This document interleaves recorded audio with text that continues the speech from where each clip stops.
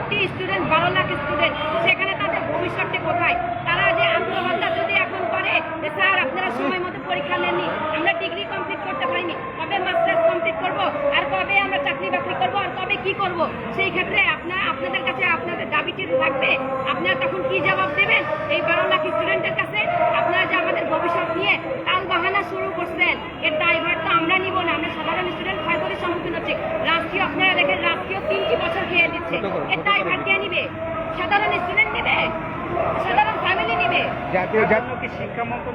শিক্ষা মন্ত্রণালয় আমাদের কাছে যে সংগ্রহলিপিটি সেটি আমরা দিয়েছি।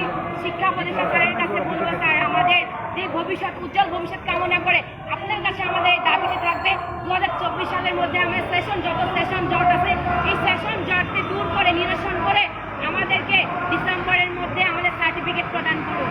আমরা 25 সালে মাস্টার্স ভর্তি হবো। আমাদের সেখানেও দেখেন আমাদের কিন্তু ডিগ্রিতে ন্যূনতম কোনো প্রতিষ্ঠানে আপনারা দেখবেন কোনো পাস করলে যে আমরা চাকরি পেয়ে যাবো তা কিন্তু নয়। কোনো প্রতিষ্ঠানে আমরা অবহেলিত, লাঞ্ছিত, অবহেলিত। কেন আমরা লাঞ্ছিত, অবহেলিত?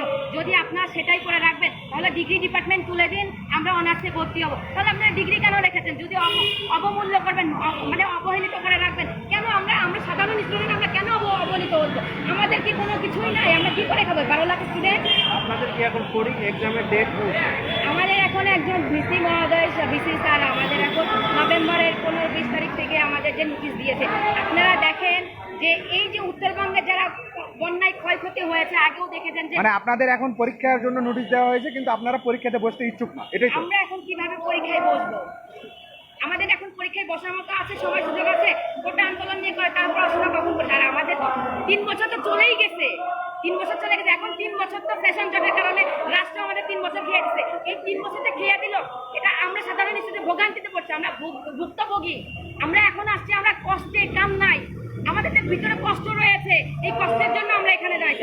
এখানে মাঠে আমি 2024-এ যে এইচএসসি পাস অটো পাস দেওয়া হলো, সেই সম্পর্কে আপনি কিছু বলতে চান? এখানে দেখেন যে এইচএসসিতে আপনারা দেখেন যে এইচএসসিতে শিক্ষা উপদেষ্টা স্যার তাদের ন্যায্য যৌক্তিক দাবি ছাড়াই কিন্তু দিয়ে দিয়েছে।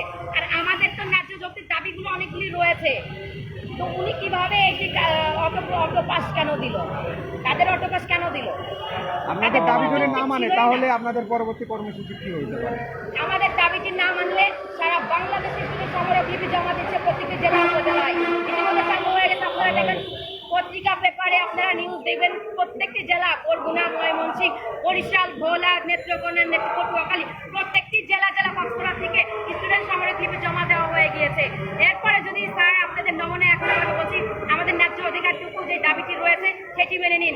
না মেনে নিলে আমরা শিক্ষা উপদেষ্টার ওখানে বৃহত্তম আন্দোলন করব। যদি রাস্তা ব্লক হয়, রুট ব্লক করতে বাধ্য হব আমরা, এবং এর দায়ভার কিন্তু আপনাদেরকেই নিতে হবে। আপনারা আলটিমেটামটা কত তারিখ পর্যন্ত দিচ্ছেন?